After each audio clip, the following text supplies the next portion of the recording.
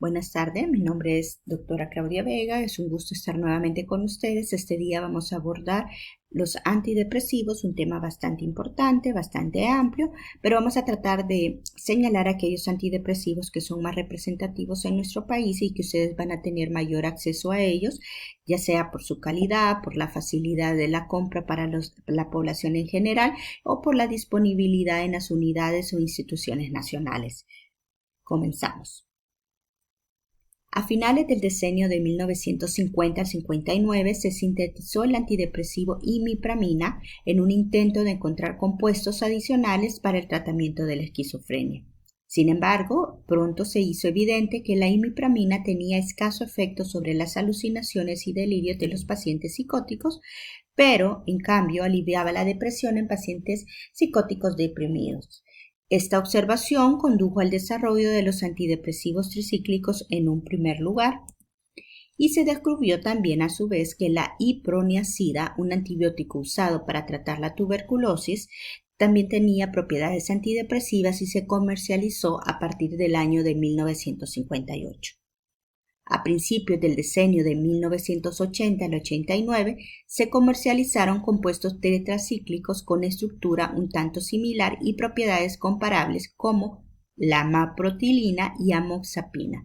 Estos antidepresivos no se encuentran actualmente en nuestro país y su uso a nivel internacional es bastante restrictivo, como más adelante vamos a ver.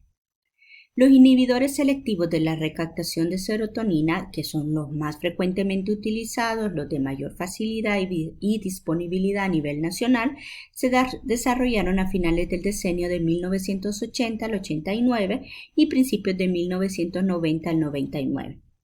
Se piensa que todos los antidepresivos funcionan modificando las concentraciones de neurotransmisores en el sistema nervioso central. Como ustedes van a ver, hay unos que se especifican más en ciertos neurotransmisores, pero realmente todos los antidepresivos van a actuar de manera parcial o directa sobre algunos neurotransmisores. La principal indicación, como ustedes se van a imaginar, es el tratamiento agudo y de mantenimiento de la depresión mayor.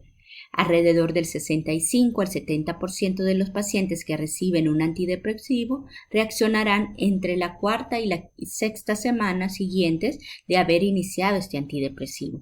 Otros trastornos que se tratan con antidepresivos son la fase depresiva del trastorno bipolar, el trastorno de pánico, la agorafobia, los trastornos obsesivos compulsivos, la fobia social, los trastornos de ansiedad generalizada, los trastornos de estrés postraumático, la bulimia nerviosa y determinadas afecciones de la infancia como la enuresis y la fobia escolar.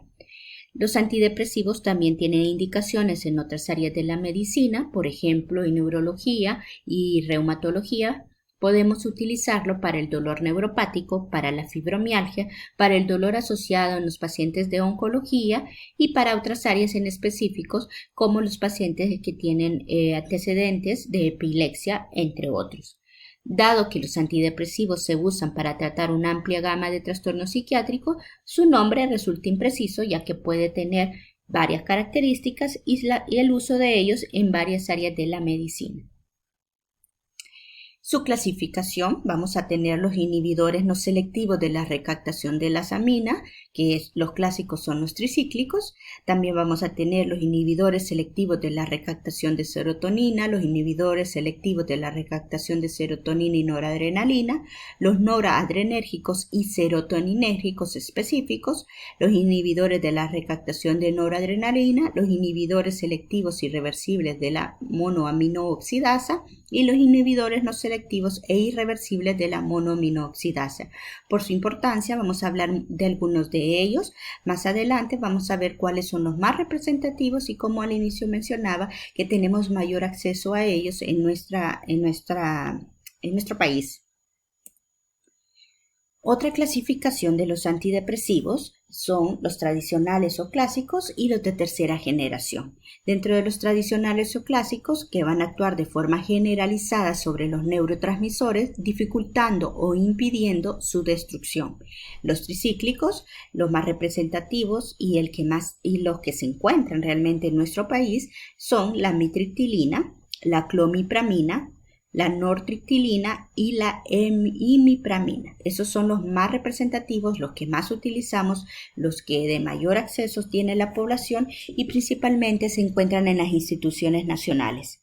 También tenemos los IMAO, que son los inhibidores de la monoaminoxidasa dentro de los tradicionales o clásicos. El que se encuentra actualmente es la L-gilina.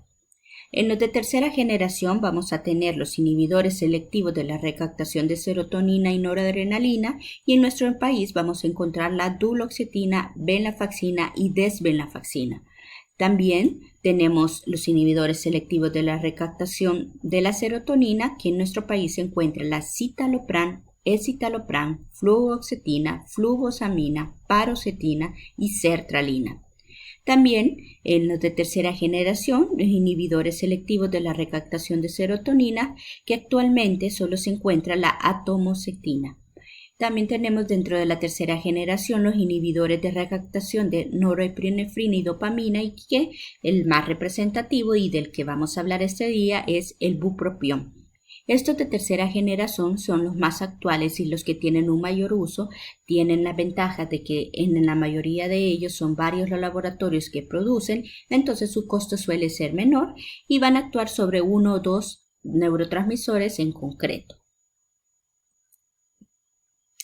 Vamos a iniciar con los más representativos y quizás los más conocidos a nivel internacional, no solo nacional, y que también se pueden utilizar fácilmente en las diversas áreas de la medicina, y estos son los inhibidores selectivos de la recaptación de serotonina y su abreviación son los IRS. Cuando ustedes oigan IRS van a reconocer que son los antidepresivos de mayor uso, los de mayor disponibilidad y los de más bajo costo.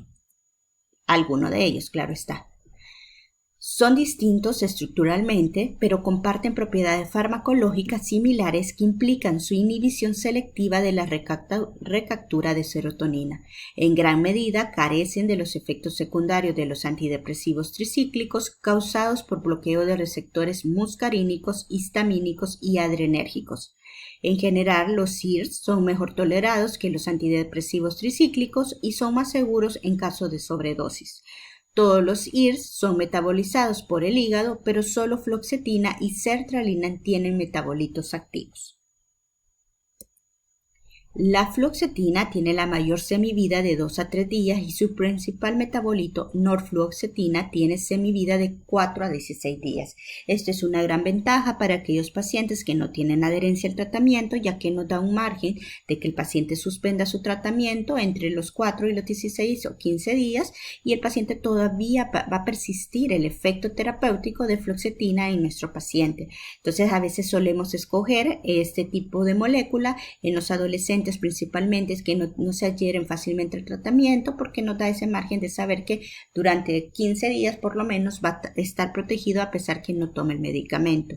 Obviamente ese tipo de indicación o este tipo de información no se le da al paciente, porque lo único que haríamos es alentarlos a que no se tomen el medicamento. Siempre les decimos que los tienen que tomar diariamente para que su efecto terapéutico sea diario, si no el paciente no se adhiere al tratamiento. No solo pasa en los adolescentes, también pasa en los adultos jóvenes, bastante frecuente diría yo, y es por eso que la fluoxetina es uno de los medicamentos que mayor ventaja tenemos en pacientes difíciles de manejo.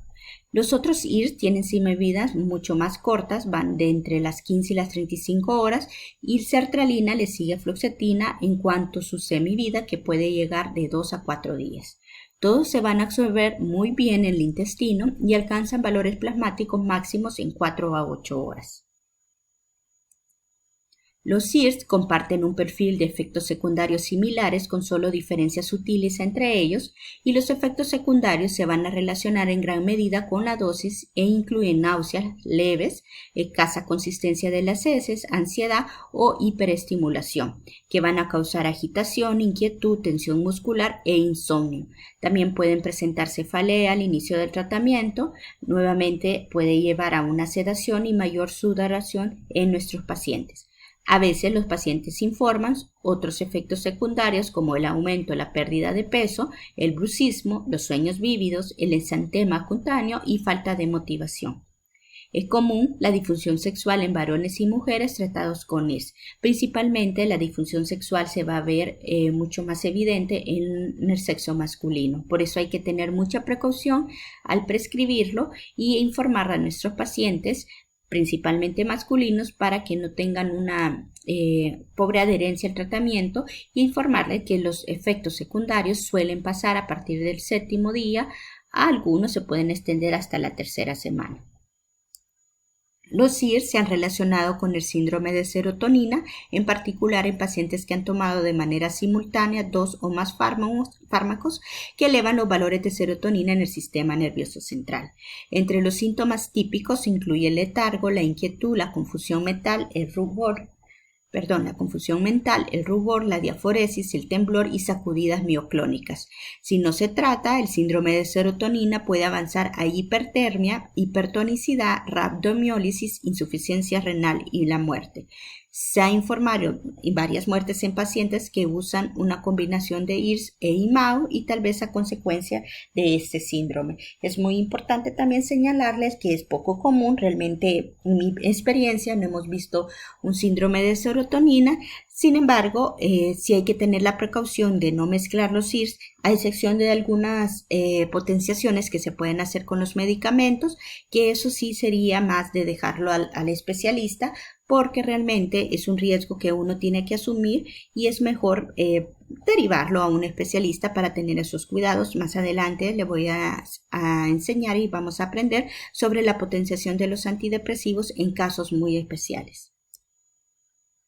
El síndrome de discontinuación se produce entre las 24 y 72 horas y puede durar entre 7 y 14 días. Se produce después de la discontinuación repentina, el incumplimiento intermitente y con menos frecuencia por una disminución de la dosis. Generalmente es de carácter leve y de duración muy corta, es autolimitado, pero puede ser muy angustioso. Este síndrome de discontinuación es bastante frecuente, ya que los pacientes no tienen una muy buena adherencia al tratamiento y normalmente se suele confundir entre los síntomas asociados a la enfermedad y los síntomas por la suspensión del medicamento. Muchas veces el paciente ya no acepta reiniciar el tratamiento porque piensa que el medicamento ha generado esta sintomatología, pero realmente en la mayoría de los casos, le podría decir que el 90% de los casos, los síntomas que presenta el paciente está asociado a la enfermedad misma. Entonces es el trabajo de nosotros, parte de la psicoterapia, de explicarle al paciente de la importancia también de la adherencia al tratamiento y de cuáles son los síntomas asociados a la enfermedad y de los efectos secundarios que podría presentar por el abandono del tratamiento. Se revierte rápidamente mediante la reintroducción de la medicación original o la sustitución por otra farmacológicamente similar. Puede ser reducido al máximo mediante una disminución progresiva y lenta o el empleo de un fármaco con vida media prolongada. Vamos a hablar en este caso de la fluvoxamina. Su metabolito principal van a ser varios realmente. Sus indicaciones principales podríamos decir que es para los cuadros depresivos o los trastornos afectivos en general, y principalmente se suele utilizar mucho en trastorno obsesivo compulsivo con una respuesta del 90 al 95% en los pacientes. Su dosis de inicio suele ser entre los 50 a 100 miligramos al día y podemos llegar a una dosis máxima de 300 miligramos al día. ¿Cuáles son los efectos adversos más frecuentes? Puede ser las náuseas, la somnolencia, la cefalea y la astenia. Normalmente fluvoxamina se suele dar por la noche para evitar estos efectos secundarios, los cuales suelen desaparecer a la 3ª semana de uso continuo. Otro IRS bastante importante, y este creería yo que es el que más se utiliza en los cuadros ansiosos, porque también tiene una propiedad que actúa sobre receptores que mejoran la sintomatología somática, es decir, la sintomatología física, pero también tiene indicación para la depresión, los trastornos de angustia con o sin agorafobia, el trastorno obsesivo compulsivo, también para las fobias, los trastornos de ansiedad generalizadas y trastornos de estrés postraumático. Si se fijan, predomina mucho los cuadros de ansiedad. Paroxetina es una de las moléculas que más se utilizan en los trastornos de ansiedad de toda su diversidad de trastornos.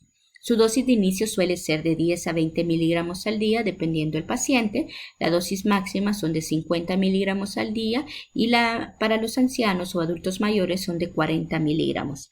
Los efectos más adversos más frecuentes pueden ser las náuseas, el estreñimiento, la disminución del apetito, la somnolencia y los mareos, el insomnio en algunas ocasiones.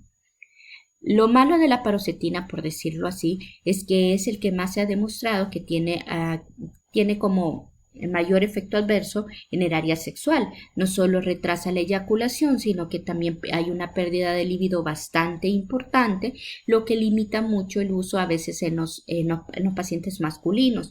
Lamentablemente, este efecto dependerá de las características de nuestro paciente, porque a veces suele durar más de un mes, 2 meses, o a veces simplemente el paciente no lo tolera. Sin embargo, es de hablar con nuestro paciente y ver la importancia de la toma del medicamento y asegurarnos que de verdad sea un efecto adverso no tan limitante, o si el paciente lo desea podemos buscar otra alternativa, pero sí es importante abordarlo en la primera consulta y al indicar este medicamento, porque suele ser bastante frecuente en el paciente masculino.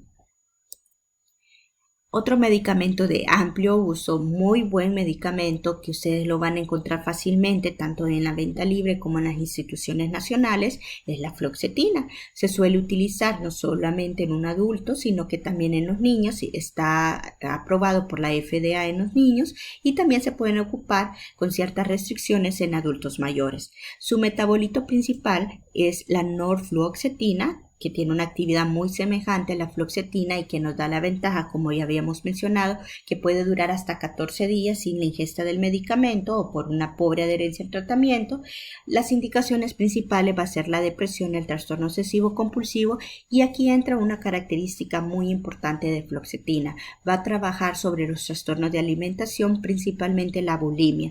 Esta fluoxetina, si tiene varias propiedades, también puedes manejar el dolor de los pacientes, por ejemplo, en oncología o pacientes con fibromialgia, que hoy en día es bastante común. La dosis de inicio suele ser de 20 miligramos al día o de 20 a 40, principalmente en trastorno obsesivo compulsivo. Su dosis máxima suele ser entre los 60 y los 80 miligramos al día. El efecto adverso más frecuente es la anorexia, las náuseas, los vómitos, la diarrea, la sequedad de boca. En el inicio del tratamiento, lamentablemente, puede provocar un aumento de la ansiedad de nuestro paciente, entonces tenemos que tener mucho cuidado al prescribirlo y hablar mucho con nuestro paciente para prevenir esto y que no lo abandone. Normalmente se suele asociar al inicio del tratamiento con un ansiolítico para disminuir la probabilidad del efecto adverso y que esto haga que el paciente no se adhiera al tratamiento. Hay nerviosismo, hay inquietud, hay insomnio, hay temblor, mareo, cefalea, sudoración y astenia. La sertralina, otro de los medicamentos ampliamente utilizados tanto en los niños y adolescentes como en los adultos mayores principalmente, ya que las interacciones farmacológicas son mínimas o nulas. Es bastante seguro, es bastante barato, diría yo, es de los medicamentos mucho más cómodos y son casi de forma mandatoria que se tengan en instituciones nacionales, ya que su uso es bastante diverso y en las diferentes áreas se puede ocupar de la medicina. Su dosis de inicio son de 50 miligramos, la dosis máxima es de 200 miligramos. Este sí es un medicamento que se llega a utilizar su dosis máxima con bastante frecuencia, ya que los efectos terapéuticos suelen ser muy efectivos a esa dosis. Tiene metabolito principal, que es la desmetilsertralina, que puede estar inactivo, y sus indicaciones principalmente son depresión, trastorno de angustia, trastorno obsesivo compulsivo en niños y adultos y trastorno por estrés postraumático. También se puede utilizar en las fobias, en la maxofobia principalmente. La maxofobia es el miedo a conducir o manejar y es muy importante utilizarlo también en aquellos pacientes que comúnmente no salen de su casa. Ahora, con la situación que hubo de la pandemia, muchos de ellos no salían. La sertralina ha demostrado una gran efectividad para que el paciente se vaya reinstaurando a su vida cotidiana y poder salir de su casa. Los efectos adversos más frecuentes son las náuseas, las diarreas, el estreñimiento, la dispepsia, la sequedad de boca, mareos, temblor, cefalea, insomnio, somnolencia, astenia, sudoración y retraso en la eyaculación. Este medicamento, contrario a la paroxetina, no tiene tanta incidencia en la funcionabilidad sexual de nuestros pacientes, pero sí siempre es importante señalarlo porque si no se lo señalamos al paciente puede haber otro tipo de angustia o situación que pueda también empeorar la toma del medicamento o la nula adherencia al tratamiento. Escitalopram. La escitalopram, su metabolito principal es la D-metilescitalopram, dimetilescitalopram y otros de menor actividad. Escitalopram también es una molécula actualmente ampliamente utilizada, sí, su costo es mayor que la sertralina y paroxetina y obviamente dependiendo del laboratorio sí va a ser su calidad. Sin embargo, sí tiene propiedades muy importantes, es muy efectiva en los cuadros de ansiedad leve y también muy efectiva en los trastornos de ansiedad social. Otras indicaciones principales suelen ser obviamente los cuadros de depresión y los trastornos de angustia y el trastorno obsesivo compulsivo. Su dosis máxima es de 20 miligramos, se suele comenzar con 5 miligramos en los adultos y se aumenta cada 5 días hasta llegar a una dosis máxima de 20. Sus efectos secundarios son muy pobres, realmente es una molécula bastante segura, casi se pone a la par que la sertralina y sus efectos más frecuentes son las náuseas, el insomnio y el trastorno de la eyaculación. En mi experiencia, los cuadros de disfunción sexual secundario de escitalopram son nulos, sin embargo en la literatura se encuentra que se pueden encontrar, la redundancia, trastorno de eyaculación y pérdida de líbido. Bueno, vamos a hablar de los inhibidores de la monoaminooxidasa. En este caso, estos son de poco uso. En lo particular, no me gusta utilizarlos. Tienen varias contraindicaciones y realmente solo disponemos de 2 en nuestro país. ¿Qué es lo que hacen? ¿Cuáles son sus mecanismos de acción? Van a bloquear la desaminación oxidativa de las monoaminas. La MAO-A, fundamental extracerebral en los sustratos preferentes, van a ser la serotonina y noradrenalina, y la MAO-B va a actuar sobre el cerebro y sus sustratos van a ser feniletilamina y benzilamina. Se encargan de la degradación de la dopamina y la tiramina y los IMAO van a inhibir la MAO mitocondrial, aumentando los neurotransmisores en el espacio sináptico. Su farmacocinética van a tener una muy buena absorción oral, una biodisponibilidad del 90%, los alimentos y antiácidos van a disminuir su absorción y su metabolización es por hidrólisis. Sus indicaciones son amplias, pero principalmente van a ser utilizados en la depresión, en el trastorno de pánico, en la fobia social y en este caso la selegilina en la enfermedad de Parkinson, ya que va a potenciar selectivamente el tono dopaminérgico central y como monoterapia en estadios iniciales o como coadyuvante de la L-Dopa. Otras indicaciones especialmente eficaces en el tratamiento de la depresión atípica, también indicada en depresiones bipolares o unipolares resistentes, y su periodo de latencia de respuesta es entre 1 y 3 semanas. Realmente es bastante rápida la respuesta, pero se puede presentar en un 80% en los pacientes. A dosis terapéuticas no vamos a hablar de resistencia hasta haber completado un ciclo de 6 a 8 semanas para nosotros valorar el cambio del medicamento. Por sus interacciones y efectos adversos son fármacos de segunda o tercera línea, como yo les comentaba, para mí es cuarta, quinta línea del uso, también es por el costo del medicamento, que realmente también es difícil también acceder a ellos, no solo por la disponibilidad, sino por este costo. Hay unas interacciones farmacológicas importantes y que son absolutas con el uso de los IMAOs. Por ejemplo, no se pueden utilizar con los anestésicos, con los antiasmáticos, con los antihipertensivos, con la levodopa, con el L-triptófano, con los opiáceos, con los simpático-miméticos, con la buspirona, anticongestivos nasales y antigripales, y con los IRS y clomipramina. Esto es lo que yo les mencionaba al inicio, que una de las peores combinaciones que podemos hacer son IRS más IMAO, porque podría dar el síndrome de serotoninérgico. Pero también Hay interacciones dietéticas de los imaos, por eso también el uso es tan complicado, es tan restrictivo, porque no se puede utilizar o se debe evitar el comer carne y pescado no fresco, bebidas alcohólicas, o sea, nada de alcohol para el paciente, concentrados de carne tampoco, habas, salsa de soya, quesos fermentados, hígado, conservas de pescados y carnes como los escabeches, arenques y caviar, paté de hígado, y gracias a Dios aquí casi no lo comemos, pero también está restringido. Los embutidos también, y también los plátanos, que en nuestra población es casi que de uso diario, tampoco es permitido. Por estas interacciones, tanto farmacológicas como dietéticas, uno tiene que tener mucha precaución con el uso de los imaos. ¿Y cuál es el imao más representativo y el único que podemos utilizar en nuestro país? Es la moclobemida, y que su dosis de inicio son de 300 miligramos al día, iniciando 150 por la mañana y 150 al mediodía. Normalmente se suele iniciar con 150 y después aumentar la dosis a 150 por la mañana y 150 al mediodía. Su dosis máxima es de 750 miligramos al día, y los efectos secundarios suelen ser la náusea, la cefalea, el insomnio, la ansiedad, entre otros, pero quizás estos son los más representativos a la hora de utilizar esta molécula. Bueno, hoy vamos a hablar sobre los antidepresivos tricíclicos y tetracíclicos. Se incluye dentro de los antidepresivos clásicos junto a los imaos, y estos pueden clasificarse en tricíclicos y tetracíclicos. Entre los tricíclicos vamos a encontrar las aminas terciarias y las aminas secundarias. Las aminas terciarias, como la imipramina, que nos encontramos en nuestro país, también la mitriptilina y la clomipramina, son moléculas que se pueden encontrar en nuestro país, y también en las aminas secundarias se puede encontrar la nortriptilina en el país. Las otras, desipramina y proctictilina, no las encontramos.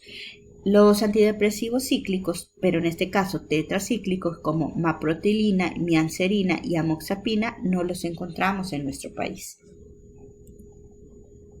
¿Cuál es el mecanismo de acción? Disminución de la recaptación de la noradrenalina y serotonina como mecanismo principal de actuación, y en menor medida de dopamina.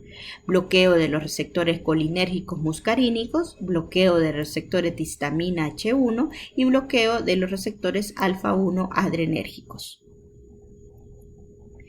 Los antidepresivos tricíclicos y tetracíclicos también se pueden actuar sobre la serotonina, la noradrenalina, la histamina, la dopamina principalmente, y la acetilcolina. Como ven, por eso su uso al inicio de su descubrimiento fue tan amplio, y actualmente se siguen utilizando por las diversas características que tiene y por actuar en diferentes receptores. El antidepresivo tricíclico y tetracíclico puede ser utilizado como hipnótico principalmente por medicina general, medicina interna, que lo utilizan bastante, pero como antidepresivos debería de ser una dosis bastante alta, que evitaría que se dé la somnolencia. Por lo tanto, nosotros tampoco lo utilizamos, porque la dosis, al ser muy alta, puede causar bastantes efectos adversos, pero por todos estos neurotransmisores que ustedes están observando, es que los medicamentos actualmente se utilizan de manera un poco desproporcionada, por decir eso, porque abusan. Por ejemplo, puede utilizarse por parte de urología cuando hay una retención urinaria, un problema de retención urinaria, pero el problema está en los efectos adversos que van a provocar, como la resequedad en la boca, que es bastante frecuente. ¿Cuáles son las reacciones adversas comunes? Anticolinérgica, sequedad de boca, visión borrosa, estreñimiento, disuria, retención urinaria, cardiovascular, taquicardia, hipotensión, arritmias. Electrocardiograma, podemos observar un aplanamiento de onda T, alargamiento PR, QRS y QT, retraso en la conducción, bloqueos AV y arritmia. Normalmente, cuando nosotros utilizamos amitriptilina como un antidepresivo de primera línea, solemos tener un contacto con un médico cardiólogo que lo va a supervisar al paciente por lo menos durante un año, porque son bastantes los efectos cardiovasculares que el paciente puede presentar. Cutáneas, puede haber prurito, puede haber exantema. Digestivos, náuseas, vómitos, diarrea, aumento del apetito e incremento de peso. Estos antidepresivos tricíclicos tienen prácticamente todas las indicaciones de los antidepresivos para depresión mayor, para trastorno de angustia, para trastorno de ansiedad, trastorno obsesivo compulsivo, para trastorno de estrés postraumático, para la anorexia y bulimia nerviosa, trastorno somatomorfo. En los niños se puede utilizar en los terrores nocturnos, en la enuresis, en el déficit de atención, en el sonambulismo, en los vómitos psicógenos, entre otros. También en el adulto, en el insomnio, el trastorno de impulsividad, puede utilizarse también para mejorar la eyaculación precoz y la úlcera péptica, la neuralgia posepética. Tiene un amplio uso, lamentablemente. El medicamento tiene los efectos adversos antes descritos, por lo tanto, si nosotros utilizamos, por ejemplo, la amitriptilina, tenemos que asegurarnos que nuestro paciente esté en control con un médico cardiólogo por lo menos un año, ya que el tratamiento también suele ser prolongado cuando lo utilizamos como antidepresivo. La amitriptilina, su dosis de inicio son de 75 miligramos al día en 2 a 3 dosis. La dosis máxima son de 300 miligramos y normalmente los médicos de otras áreas como medicina interna, medicina general, neurología lo utilizan a 25 miligramos, pero para que funcione como antidepresivo, recuerden, tiene que ser una dosis mayor de 75 miligramos al día. La forma farmacéutica pueden ser comprimidos de 10, 25, 50, 75, cápsulas de 12.5 y 25 y granulas de 10 y 25 miligramos. Las dosis o cápsulas o granulas más bajas son principalmente para utilizarlos como hipnótico. La clomipramina, este es uno de los grandes medicamentos que más se utilizan durante el área de infanto-juvenil, ya que puede mejora la parte de las ideas obsesivas asociadas a los trastornos depresivos en los adolescentes y en los adultos. La otra ventaja que tenemos es que trabaja perfectamente en los trastornos obsesivos compulsivos. Este es un medicamento por excelencia, por decirlo así, en el TOC. Así que es un medicamento también bastante cómodo y bastante efectivo en este cuadro. Su dosis de inicio es entre los 25 y 37.5 miligramos cada 12 horas y su dosis de mantenimiento suele ser entre los 100 y 250 miligramos al día. La dosis más alta por la noche y debe de ser administrado con los alimentos. Su dosis máxima, como decíamos, 250 miligramos. La imipramina, su dosis de inicio es de 25 miligramos cada 8 horas y un incremento paulatino en 2 semanas hasta 150 a 200 miligramos. La imipramina es ampliamente utilizada por la psiquiatría infanto-juvenil, es de muy buena respuesta, el precio es bastante cómodo y suele resolver bastantes cuadros depresivos e incluso ideaciones suicidas en adolescentes o niños, pero se puede utilizar también en los adultos. La dosis de mantenimiento son de 50 a 100 miligramos al día y la dosis máxima de 300 miligramos al día.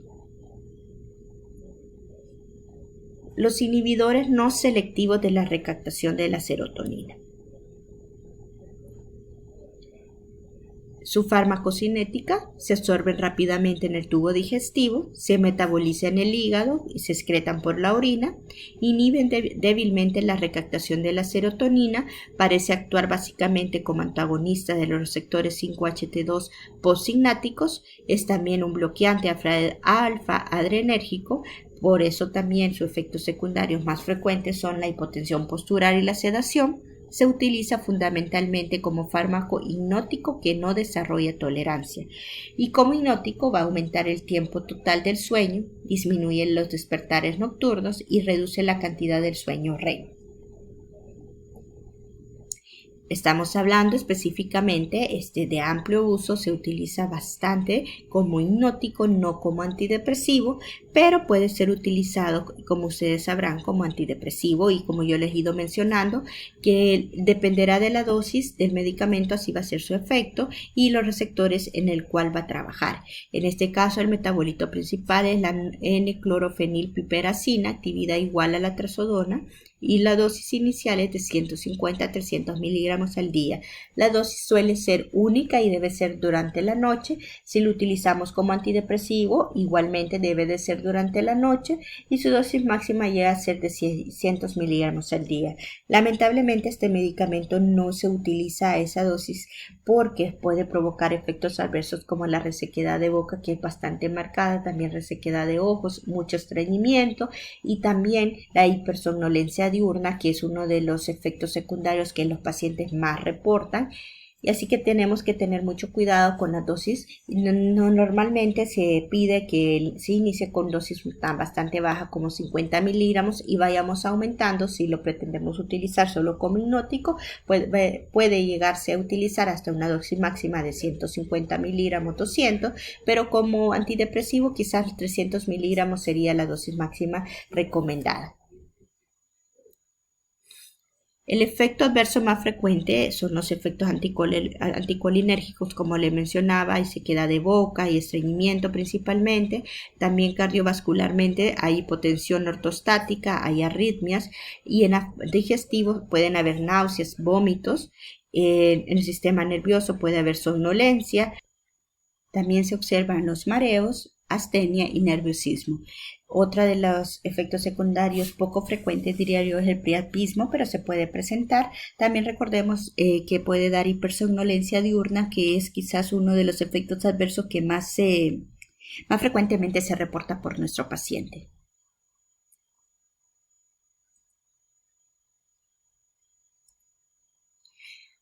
Bueno, vamos a hablar de los inhibidores de la recaptación de serotonina y noradrenalina. Estos van a inhibir la recaptación de serotonina en un primer lugar a dosis terapéuticas bajas. En segundo lugar van a disminuir o inhibir, la serotonina más noradrenalina a unas dosis intermedias. Y en un tercer lugar van a inhibir la serotonina, la noradrenalina y probablemente la dopamina, ya en una dosis alta. Por eso estos medicamentos se suelen llamar duales, son medicamentos de amplio uso y su ventaja es que dependiendo la dosis, así va a ser el receptor que va a actuar y así van a ser los síntomas a los cuales va a tratar de controlar. Es muy favorable este tipo de mecanismo de acción porque los pacientes, dependiendo en el estado o la evolución de la enfermedad, podemos aumentar o disminuir dependiendo si el paciente va mejorando su sintomatología. No van a bloquear los receptores alfa 1, los receptores colinérgicos o los receptores de histamina, lo cual es muy bueno porque pocas pacientes van a reportar un nivel de somnolencia, que es a veces uno de los efectos adversos que más molestos son para nuestros pacientes. A la cabeza está la duloxetina, es un potente inhibidor tanto de serotonina como de noradrenalina y por ello se le clasifica junto con venlafaxina y desvenlafaxina como un inhibidor selectivo de recaptura de serotonina y noradrenalina. Está aprobada por la FDA para tratar depresión mayor, trastorno de ansiedad generalizada y también está indicada para el dolor neuropático, diabético y fibromialgia. Eso es lo bueno de los antidepresivos duales, pero también tenemos que valorar lo que al inicio explicaba sobre su mecanismo de acción, que dependiendo la dosis, así va a ser su efecto terapéutico. Si hablamos de una dosis de 30 miligramos, que normalmente es la que utilizan los reumatólogos, internistas, neurólogos, van a tratar más que todo los dolores neuropáticos o dolores asociados a otras enfermedades, y de 60 miligramos a 120 miligramos ya se utiliza como antidepresivos, que también cumplen las otras funciones. Por ejemplo, en un paciente de reumatología o paciente oncológico que se deprime, va a tener el efecto antidepresivo y el efecto para el manejo del dolor. Su dosis de inicio en psiquiatría, por ejemplo, tiene que ser de 60 miligramos y la dosis máxima de 120 miligramos al día. Sus indicaciones: episodios depresivos mayores, dolores neuropáticos periféricos asociados a la diabetes, fibromialgia u otros, y trastornos de ansiedad generalizada. También una de las ventajas de los medicamentos duales es que muchas veces, si el paciente no responde a los antidepresivos clásicos, suelen responder a estos tipos de antidepresivos. Los efectos adversos más frecuentes son las náuseas, la sequedad de boca, el estreñimiento, el insomnio, la cefalea, la somnolencia, que es poco frecuente realmente, y la sudoración.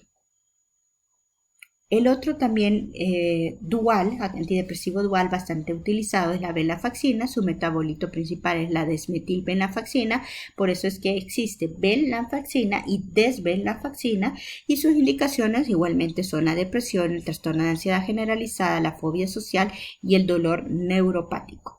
Su dosis de inicio es de 37.5 miligramos en 12 horas y el de liberación prolongada suele ser de 75 miligramos en 24 horas. Su dosis máxima en liberación inmediata es de 375 miligramos y la de prolongada es de 225. Ya cuando hablamos de una liberación de 375, 225, ya estamos hablando que actúa sobre noradrenalina, la dopamina y la serotonina, y ya está en su máxima potencia, se está utilizando como medicamento dual, y suele ser esa la dosis más recomendada para los pacientes con cuadros de ansiedad y cuadros somatomorfos o cuadros con alguna sintomatología dolorosa.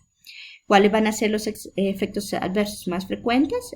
Los digestivos, como la anorexia, la náusea, el estreñimiento, la sequedad de boca; nerviosos, como la somnolencia, cefalea y vértigo; y otras, como la astenia, sudoración y retraso en la eyaculación. También puede haber un incremento sostenido de la presión arterial, por eso antes de iniciar venlafaxina o desvenlafaxina normalmente se le pide al paciente que tenga un estudio, si es un paciente ya de 40 años en adelante, 35 años en adelante, que nos presente una serie de estudios que incluye una evaluación por cardiología, una placa de tórax principalmente, y en el electrocardiograma obviamente que cardiología lo va a indicar. Pero antes de eso, antes de su inicio, es indispensable un estudio también de la función renal y hepática, ya que este medicamento sí es de difícil uso, digamos, en esas áreas. Vamos a hablar también de los facilitadores de la liberación de noradrenalina y serotonina. Estos, el más conocido es la mirtazapina, también llamados noradrenérgicos y serotoninérgicos específicos. ¿Y cuál es la farmacodinamia? La acción del antidepresivo se debe a su efecto dual combinado sobre los sistemas noradrenérgico y serotoninérgico. Actúa sobre los receptores alfa-2 adrenérgicos como antagonista y aumenta la neurotransmisión noradrenérgica y serotoninérgica.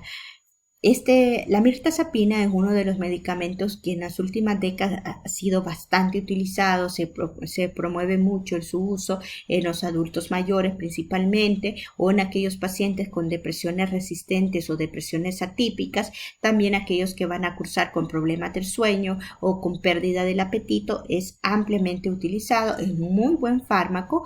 Lamentablemente a veces la limitante es el costo del medicamento. Va también a bloquear los receptores possignáticos 5-HT2A, 5-HT2C y 5-HT3. Por eso es que también genera ese efecto de hipnótico prácticamente. Estos receptores se supone que suprimen las funciones del receptor 5-HT1, bloquea los receptores histaminérgicos, lo que es también uno de los componentes para generar la somnolencia, y su farmacocinética es metabolizado por el sistema microsomal hepático con esas isoenzimas CYP2D6 y la P1A2 del citocromo P450. ¿Cuáles son las propiedades de la mirtazapina? Es especialmente indicada en pacientes depresivos con trastornos del sueño asociados, como ya les comentaba. También pueden estar indicadas en trastornos de ansiedad, trastornos de angustia, trastornos de estrés postraumáticos, en síntomas oncológicos como el dolor crónico, la caticia inducido por los neuroléticos. Es muy bueno, es bastante sedante y suele administrarse solo por la noche. La dosis de 30 miligramos puede ser menos sedante que la dosis de 15 miligramos, posiblemente porque los efectos noradrenérgicos suelen aparecer con la dosis más alta. Se ha combinado con éxito con los IRS y con venlafaxina en pacientes que no responden a otros fármacos.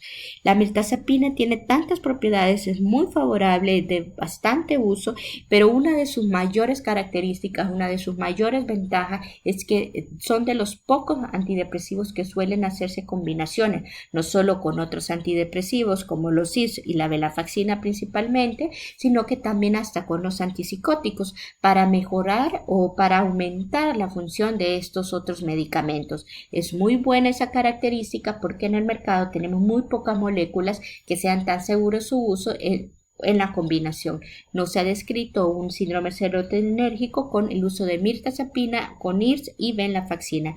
Es muy bueno, por eso es que es uno de los que más utilizamos en el área de psiquiatría, pero sí les pediría que tengan mucha precaución si en algún momento ustedes lo quieren utilizar o suelen dejárselo mejor a un especialista si ustedes piensan que se debería de potenciar algún tipo de antidepresivo porque la respuesta ha sido muy poca dentro de los fármacos que ustedes han prescrito. ¿Cuál es su dosis de inicio? Suele ser de 15 a 30 miligramos, siempre de noche, y su dosis máxima de 45 miligramos. A 45 miligramos la dosis el efecto de somnolencia es casi nulo. A menor dosis, es decir, de 15 miligramos, va a haber mayor somnolencia. La forma farmacéutica van a venir comprimidos de 15, 30 y 45 miligramos y en otros países hay solución de 15 miligramos por ml. Efectos secundarios más frecuentes, la somnolencia, que en este caso nosotros lo utilizamos a nuestro favor en pacientes con trastornos del sueño, la cefalea, los mareos, probablemente por esta somnolencia o sedación, y también puede aumentar el apetito y el aumento del peso y reducción en el líbido. Realmente la reducción del líbido es poco, por esto se suele sustituir, por ejemplo, si paroxetina está provocando muchos efectos secundarios en la función sexual, la sustituimos por mirtazapina. Sin embargo, el aumento del apetito también es una ventaja para pacientes en oncología, por ejemplo, pacientes que han tenido una pérdida de peso y apetito muy marcado por el cuadro depresivo o ansioso que han mantenido. Hoy vamos a hablar de los inhibidores de la recaptación de noradrenalina. Se comercializaron por primera vez en el Reino Unido en 1997. Van a inhibir de forma potente la recaptación de noradrenalina, aumentando la liberación de noradrenalina en la hendidura sináptica, en ancianos, en pacientes con insuficiencia renal o hepática. Su dosis máxima va a ser de 2 miligramos. Hay que tener cuidado con la combinación con antihipertensivos, porque pueden tener una respuesta de hipotensión ortostática, puede estar indicado en pacientes melancólicos y ancianos deprimidos gravemente, enfermos y letárgicos y puede combinarse con IRS en casos refractarios. Este medicamento no lo encontramos en nuestro país, lamentablemente, pero es otra de las combinaciones que podríamos hacer si contáramos con este. Y este se llama rebocetina, pero sí, para que ustedes tengan conocimiento, es de amplio uso a nivel internacional. Incluso es un medicamento que en las últimas décadas se ha descubierto muchas propiedades y que lamentablemente todavía no se ha podido acceder en nuestro país. Pero para su conocimiento, su dosis de inicio son de 2 miligramos cada 12 horas, dosis máxima de 12, y efectos anticolinérgicos puede haber taquicardia, disuria, hipertensión urinaria, sudoración e insomnio. Vamos a hablar ahora de los inhibidores de la recaptación de la dopamina y noradrenalina. Específicamente bupropión, que es el único que contamos en nuestro país, el único antidepresivo que va a actuar sobre noradrenalina y la dopamina. La reducción de la transmisión noradrenérgica se asocia a pérdida de interés, motivación y placer, y principalmente en aquellas depresiones atípicas o aquellas depresiones donde persiste la sintomatología de desmotivación, de anedonia y la pérdida de interés en general. Es un buen medicamento para este tipo de pacientes. La reducción de la transmisión dopaminérgica está asociado también a la pérdida de interés y energía. Tiene eficacia comparable a los de los IRS en pacientes con trastorno depresivo mayor. El bupropión ha mostrado eficacia antidepresiva significativa en depresión mayor y también mejora los síntomas de pérdida de energía y motivación. El bupropión tiene estructura química única, similar a la propia de los psicoestimulantes, por eso se puede prescribir en algunos pacientes que tienen algún déficit cognitivo, y debido a que su principal metabolito es la hidroxibupropionina, inhibe la recaptura de dopamina y noradrenalina. El fármaco se ha clasificado como un inhibidor de la recaptura de dopamina y noradrenalina, y el bupropión se utiliza en tratamiento de depresión mayor, pero también está aprobada por la FDA para dejar de fumar. Esta es otra de las características principales de bupropión y quizás es el único que nosotros contamos en nuestro país para tratar a los pacientes que abusan o tienen ya una conducta adictiva por el tabaco. También se puede tratar en el trastorno afectivo estacional, lo cual aquí en el país quizás no es tan frecuente, pero sí en países donde más marcadas las estaciones se puede utilizar con mayor frecuencia. Se ha usado en el trastorno por déficit de atención e hiperactividad, ya que puede ser considerado como psicoestimulante. No es eficaz contra trastorno de pánico, TOC, fobia social y otros síndromes de ansiedad. Generalmente es bien tolerado, no asociado con efectos secundarios serotoninérgicos, mínimos efectos secundarios de la difusión sexual comparados con IRS, no produce aumento de peso en tratamiento a largo plazo y baja incidencia de somnolencia. La tasa de síntomas de descontinuación es similar a la del placebo, es decir, mínima o nula. Una de las ventajas del bupropión es que precisamente si un paciente presenta dificultad en el área sexual, este es el medicamento de elección. A pesar que nos mencionan que puede causar alguna disfunción sexual, realmente en la práctica no causa ninguna disfunción sexual. Entonces, la mejor opción cuando existen pacientes que son bastante sensibles a la mayoría de los antidepresivos, dándoles un efecto secundario en su área sexual, su elección tiene que ser bupropión. Bueno, en esta tabla yo les voy a dejar para que ustedes comprendan cuáles son los efectos adversos y la letalidad que algunos de estos antidepresivos de los que hemos estado hablando podría tener. Si ustedes se fijan, los IMAO son los que tienen mayor letalidad junto a maprotilina, o sea, de los antidepresivos tricíclicos, y que obviamente gracias a Dios no se tiene tanto acceso por la población. Pero vamos a leer un poco sobre cuáles son los principales efectos adversos que se observan en la mayoría de los antidepresivos. La mayoría van a presentar, por lo menos IMAO, antidepresivos tricíclicos, una somnolencia, lo que puede ser favorable para nosotros, al igual que la mirtazapina y la trazodona. Ese efecto adverso lo vamos a convertir en una ventaja terapéutica. En algunos de ellos vamos a observar en los SIRS, por ejemplo, que los síntomas más comunes, más frecuentes son los síntomas gastrointestinales junto a la disfunción sexual, a diferencia de los medicamentos como bupropión que hablábamos hace poco, y quizás si ustedes se fijan dentro de las características de bupropión casi que es mínimo los efectos secundarios, mencionan más el insomnio o agitación y un poquito la disfunción sexual, aunque en la experiencia, como les digo, es casi que nula. Quizá bupropión suele ser uno de los más seguros que podríamos nosotros utilizar y es de bastante, bueno, es costo medio, digamos que no es tan bajo, pero tampoco es inaccesible para la población.